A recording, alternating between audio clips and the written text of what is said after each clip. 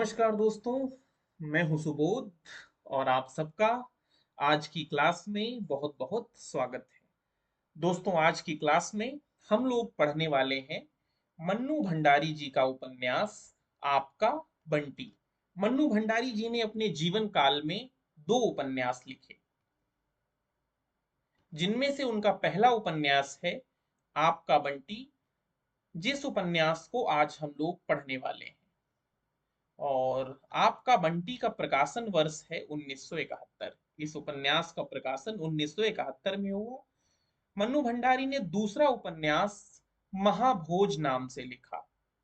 मन्नू भंडारी जी का जो दूसरा उपन्यास है वो महाभोज के नाम से है। और इस उपन्यास का प्रकाशन 1979 में होता है। और इसी उपन्यास का नाट्य रूपांतरण 1982 में, यानी लगभग 3 साल बाद मन्नू भंडारी करती हैं।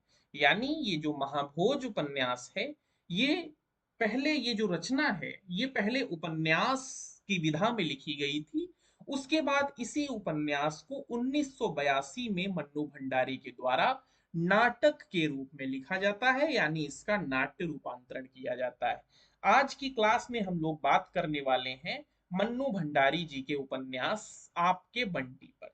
तो चलिए शुरू करते हैं हम लोग इस उपन्यास को पढ़ना। तो आप लोग इसका प्रकाशन याद रखेंगे। इसका प्रकाशन कब हुआ? 1971 में हुआ। आपका बंटी। मैं ये उम्मीद करता हूं कि ये रचना आपने पढ़ के रखी होगी, या फिर अगर आपने नहीं पढ़ी होगी तो इस रचना में कहानी क्या है, इस रचना का सारांश क्या है, वो आप लोगों को पता होगा। सारांश पे मैं बहुत ज्यादा समय जाया नहीं करना चाहता। ये जो है, इस तरीके की जो क्लासेस आपके लिए बनाई जाती हैं, ये सिर्फ तथ्यात्मक क्लासेस होती हैं। अगर आपकी रचना पहले से पढ़ी हुई है तो ये क्लासेस आपके लिए सही तरीके से मददगार हो सकती हैं। कुल मिला के कहने का मतलब ये है कि रचना पढ़ना आपके लिए महत्वपूर्ण है। मैं इस क्लास को पढ़ाते हुए ये मान के चल रहा हूं कि ये रचना आपने पहले से पढ़ के रखी होगी। और ये रचना अगर आपने नहीं पढ़ के रखी है तो कम से कम इसकी समरी आपको पता होगी कि इस उपन्यास में है क्या। तो ये जो उपन्यास है, ये एक बाल मनोवैज्ञानिक उपन्यास है। बाल मनोवैज्ञानिक उपन्यास है। यह उपन्यास 16 भागों में विभक्त है। कितने भागों में विभक्त है? 16 भागों में। इस उपन्यास का प्रकाशन आपको बताया जा चुका, ये जो है इस किताब में गलत लिखा हुआ है।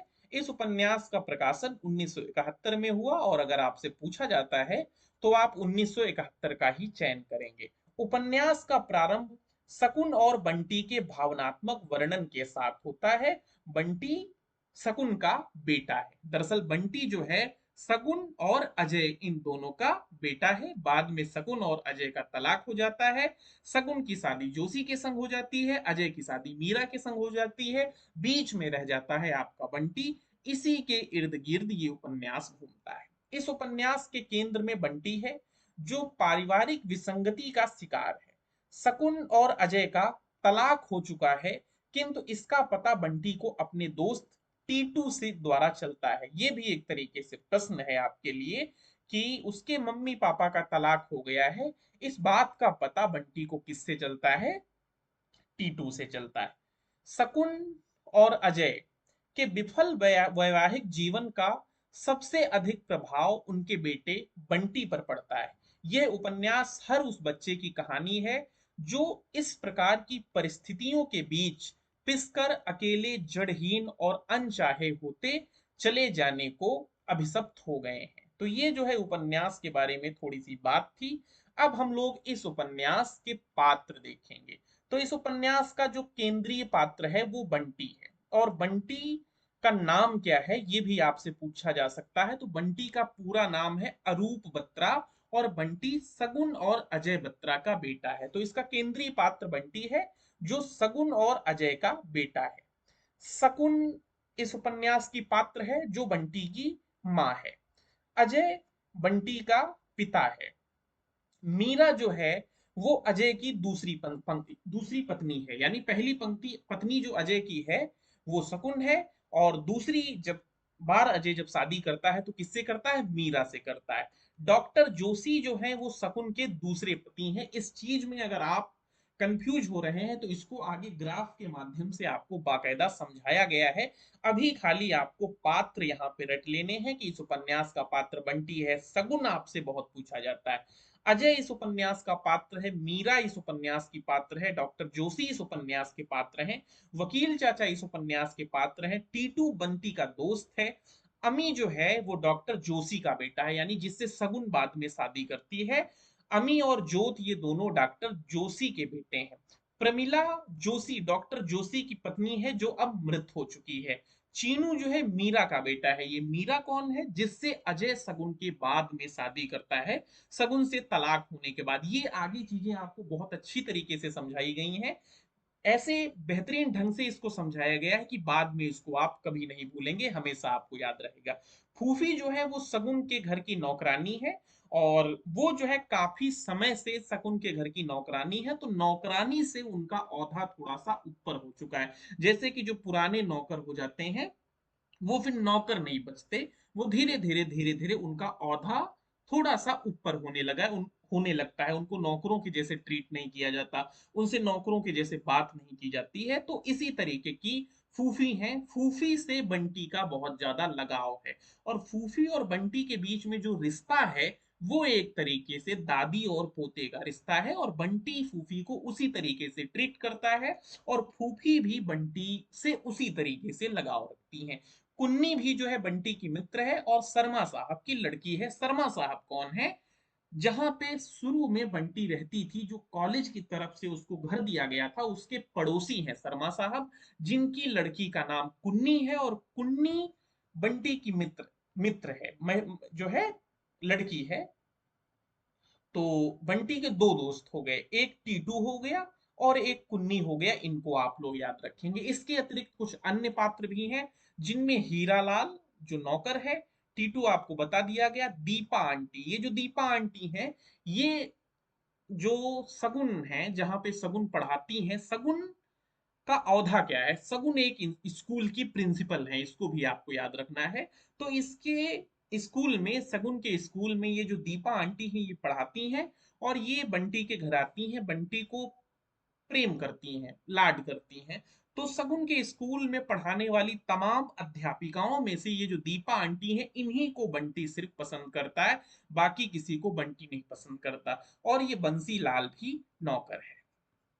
ये हीरा लाल जो नौकर है वो सगुन के घर का नौकर है। उसके बाद जब सगुन डॉक्टर जोशी के संग विवाह कर लेती हैं और डॉक्टर जोशी के वहां चली जाती हैं, तो वहां पे जो नौकर, उसका नाम बंसीलाल है। और ये वाले जो पात्र हैं इनको अभी आपको ढंग से समझाया जाएगा, थोड़ी देर धैर्य रखें, निश्चिंत रहें, अभी ये वाले पात्र आप लोग कभी नहीं भूलेंगे, इस तरीके से आपको समझा दिया जाएगा।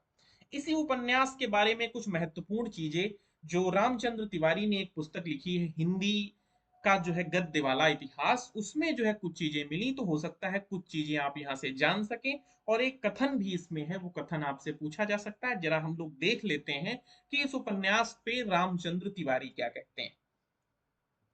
रामचंद्र तिवारी लिखते हैं कि मन्नू भंडारी अपने दो उपन्यासों, आपका बंटी जिसका प्रकाशन वर्ष 1971, देखिए ये ऑथेंटिक बुक है, ये प्रामाणिक बुक है, इसीलिए आपको यहाँ पे 1971 लिखा मिलता है। वहीं पे दृष्टि में आपको 1970 लिखा मिलता है। तो गाइडों का उतना ज्यादा भरोसा नहीं करना है। गाइडों में अगर कोई चीज आपको मिलती है, अगर आप उसको रटते हैं, उससे पहले आपको जो है एक दो जगह से मैच करना चाहिए कि ये सही है।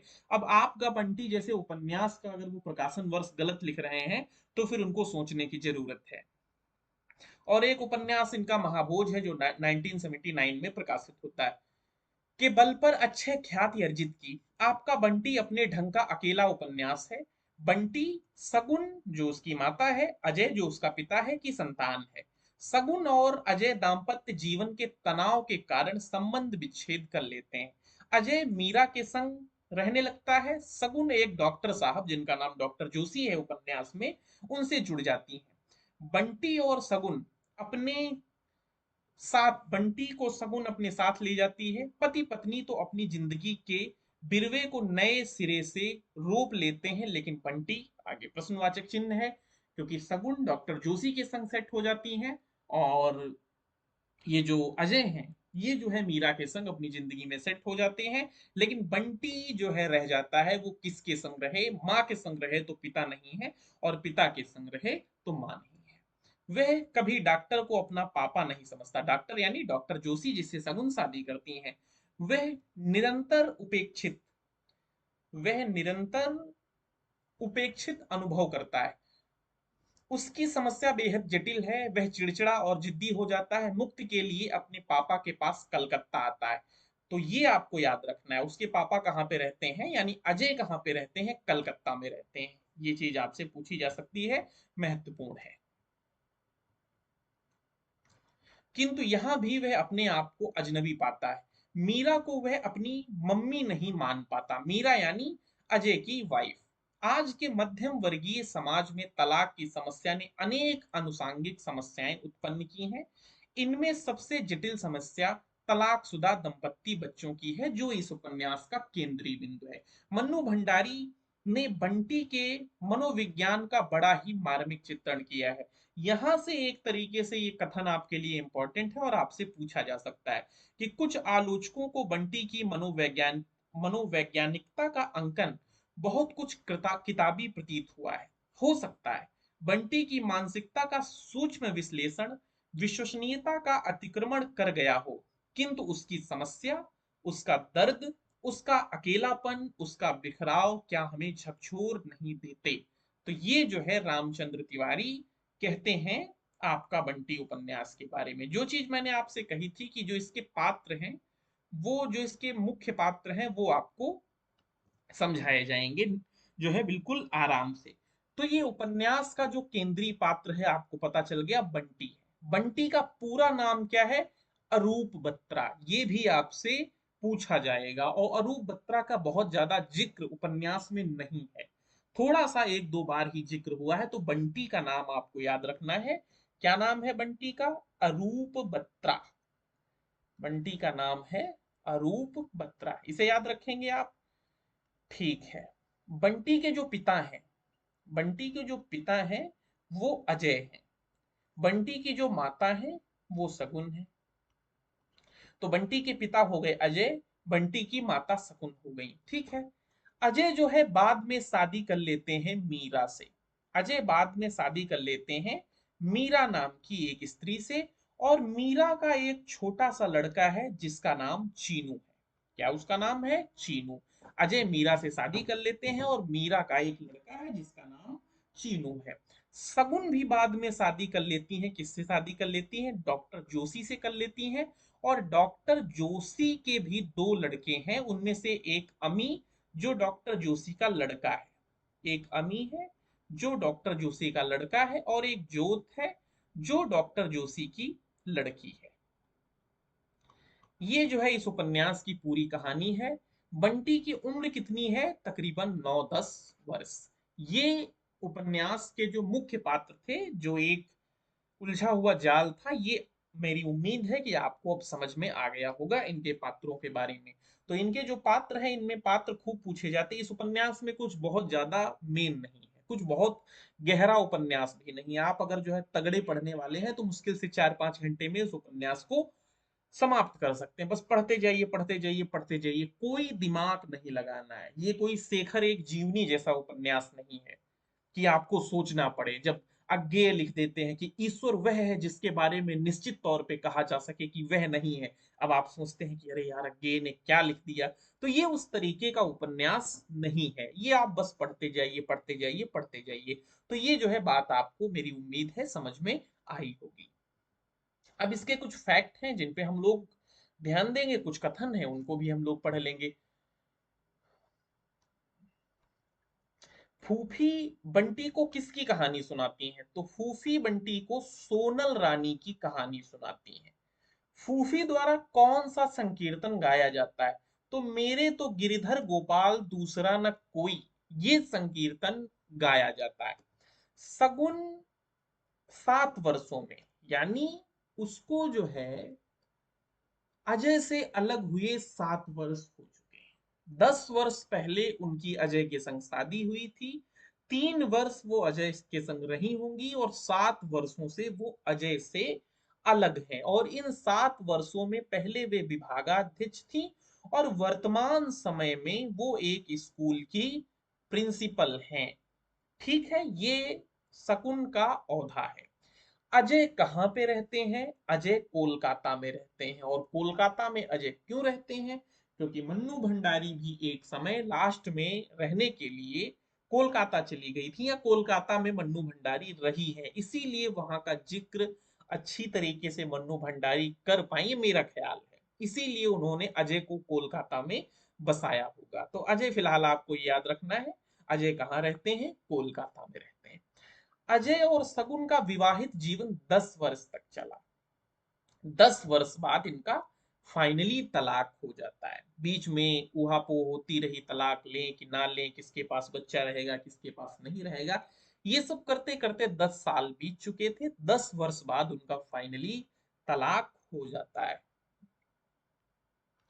उसके बाद एक बड़ा इंपॉर्टेंट कथन है जो इस उपन्यास से पूछा जा सकता है, कभी भी पूछा जा सकता है, कि हिंदुस्तानी लोग अपने बच्चों से प्रेम नहीं करते, उन्हें बच्चों से मोह होता है और अंधा मोह। ये कथन आपके लिए महत्वपूर्ण है और ये कथन आपसे कभी भी इस उपन्यास से पूछा जा सकता है। और ये जो कथन है इस उपन्यास में वकील चाचा के द्वारा कहा जाता है। वकील चाचा के द्वारा कहा जाता है और ये वो शगुन से कहते हैं कि ये वकील चाचा की उक्ति नहीं है, वो शगुन से बात करते हुए कहते हैं कि एक अमेरिकी विद्वान का कथन है जो वकील चाचा शकुन को बताते हैं। लेकिन कथन इंपॉर्टेंट, आपको याद रखना। बंटी किस क्लास में पढ़ाई करता है, किस क्लास का विद्यार्थी है? तो बंटी चौथी कक्षा का छात्र है। ये आपके लिए फैक्ट महत्वपूर्ण है, आप इसे याद रखें। बंटी चौथी कक्षा का छात्र है। बंटी की उम्र कितनी है? तो बंटी की उम्र 9 वर्ष है। बंटी की उम्र 9 वर्ष है। फिर जो है शुरू में जब इन लोगों का तलाक नहीं हुआ है उस समय बंटी की उम्र 9 वर्ष है।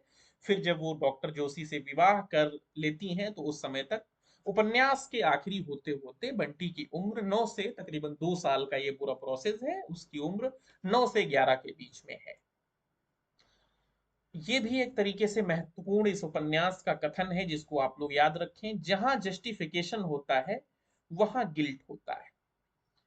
जहां जस्टिफिकेशन होता है वहां गिल्ट होता है। माफ करना, ये थोड़ा सा गलत लिख गया, यहाँ पे आप लिख लेंगे जहां पे जस्टिफिकेशन होता है वहां गिल्ट होता है।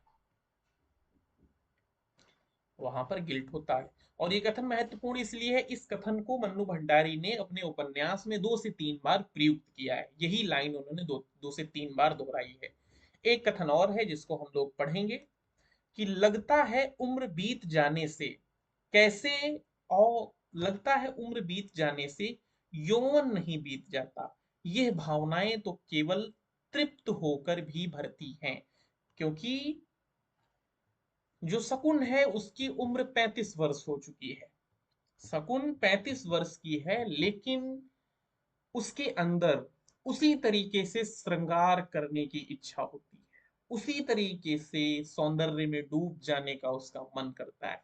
उसी तरीके से जो एक 18 वर्ष की लड़की का जिस तरीके से विवाह की नई खुशियां उस पर उतरती हैं, जिसमें वो घुली हुई महसूस करती है, वही सारी चीजें 35 वर्ष की शकुन में भी है। इन सारी चीजों को देखते हुए ये चीज बिल्कुल सही लिखती है मन्नू भंडारी की उम्र बीत जाने से यौवन नहीं बीतता। अब ये तो जो है एक बात हो गई, ये इस समय मन्नू भंडारी चाणक्य के खिलाफ खड़ी है। चाणक्य जो है चंद्रगुप्त नाटक में, जिसको जयशंकर प्रसाद ने लिखा, चंद्रगुप्त नाटक में चाणक्य लिखते हैं कि उम्र बीत जाने पे यौवन चला जाता है। इस तरीके से कुछ कथन उनका है। तो मन्नू भंडारी लिखती हैं कि उम्र बीत जाने पे यौवन नहीं बीत जाता, भावनाएं तो केवल तृप्त होकर जाती हैं। वो चंद्रगुप्त का कथन अगर आपको बिल्कुल स्पष्ट याद हो तो उसको जो है कमेंट में लिखिएगा। हाँ, ये असली कथन है। ये जो है उसका कथन है कि समझदारी आने के साथ यौवन चला जाता है। ये कथन है, समझदारी आने के साथ यौवन चला जाता है। कोलकाता जुलूस का शहर है, ये भी कथन है। कोलकाता जुलूसों का शहर है। तो ये जो है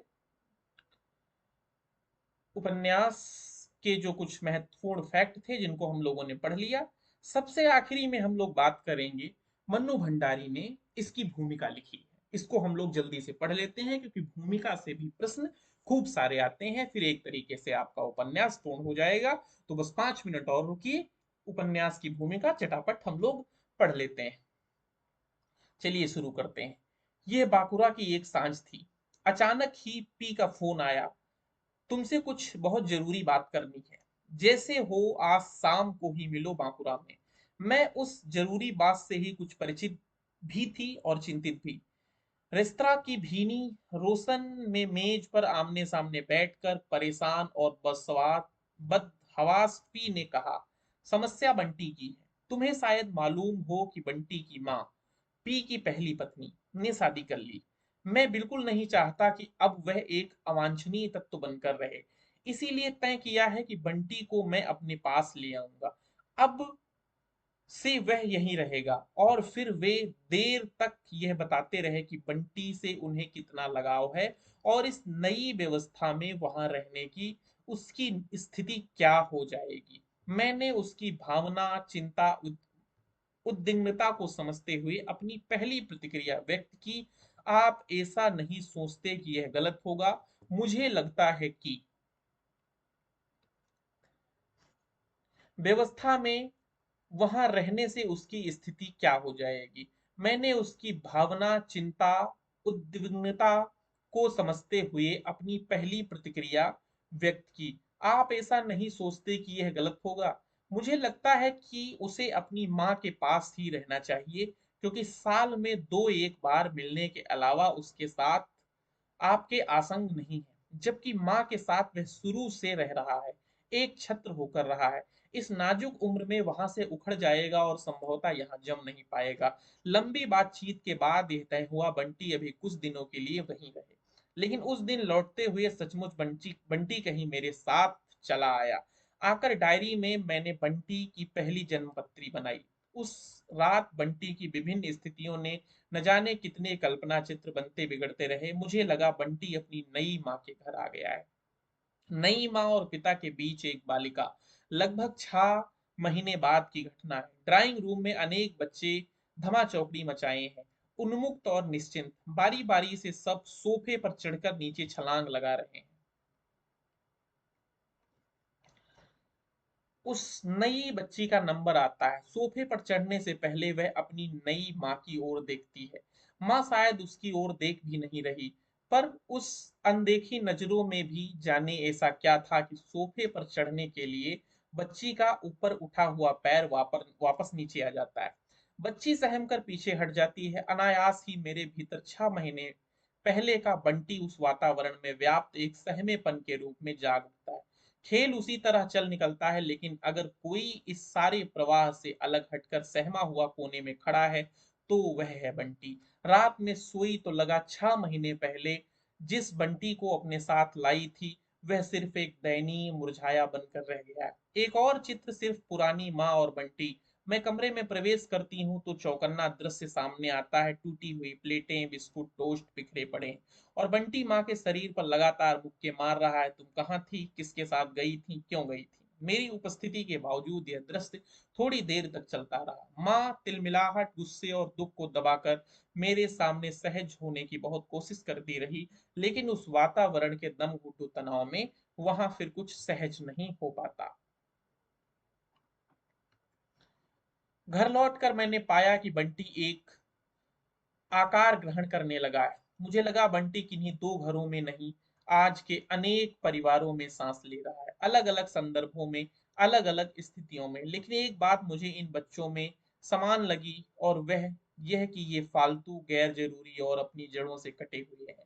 किसी एक व्यक्ति के साथ घटी घटना दया, करुणा और भावुकता पैदा कर सकती है, लेकिन जब अनेक जिंदगियां एक जैसे सांचे में ही सामने आने लगती हैं तो दया और भावुकता के स्थान पर मन में धीरे धीरे एक आतंक उभरने लगता है। मेरे साथ भी यही हुआ। बंटी के इन अलग अलग टुकड़ों ने उस समय मुझे करुणा, विलगित और उच्छ्वसित ही किया, लेकिन जब सब मिलाकर बंटी मेरे सामने खड़ा हुआ तो मैंने अपने आप को आतंकित ही अधिक पाया। समाज के दिनों दिन बढ़ती हुई एक ऐसी समस्या के रूप में जिसका कहीं कोई हल नहीं दिखाई देता। यही कारण है बंटी मुझे तूफानी समुद्र में किसी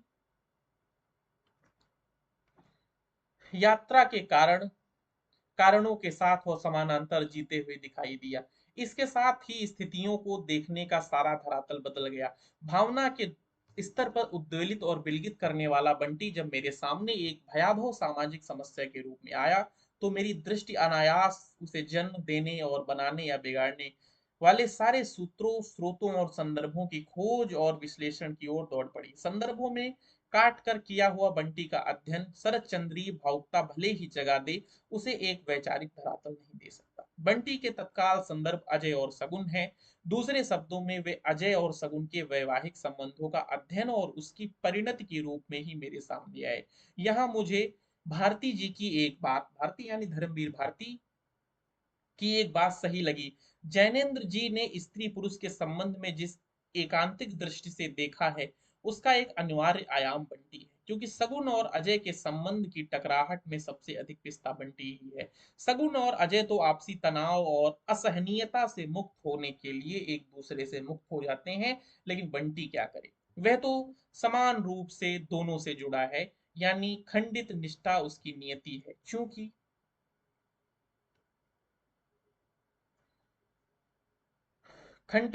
निष्ठा उसकी नियति है। चूंकि वह सगुन के साथ रहता है इसलिए बंटी उसकी समूची स्थिति के साथ समझने के लिए माँ बेटे के आपसी संबंधों के विश्लेषण के साथ ही कुछ गरिमामयी मिथ्या धारणाएं और सदियों पुरानी मिथ टूटने लगी। सगुन चक्की पीस पीस कर बेटे का जीवन बनाने में अपने आप को स्वाहा कर देने वाली माँ नहीं, बल्कि स्वतंत्र व्यक्तित्व, आकांक्षाएं और आजीविका के साधन में दृप्त माँ है। ये कथन आपके लिए महत्वपूर्ण है।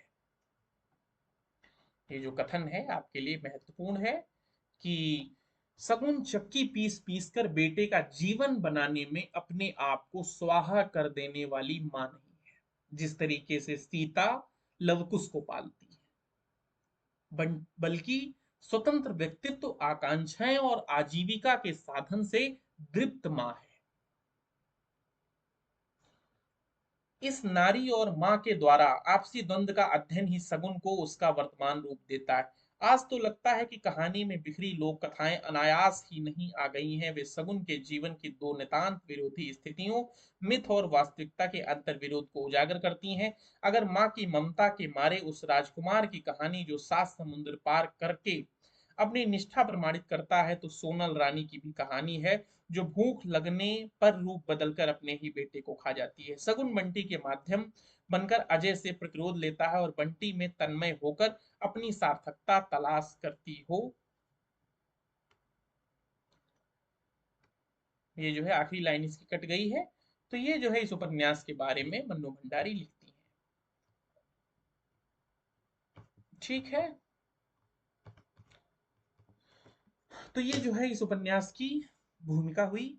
उम्मीद करते हैं कि ये क्लास आपको पसंद आई होगी और इस क्लास ने थोड़ी सी भी अगर आपकी मदद की है, थोड़ी सी भी आपकी सहायता की है, और अगर आप क्लास को सुनते हुए यहाँ तक आए हैं तो आपका पहले तो बहुत बहुत बहुत धन्यवाद कि आप आखिरी तक आए।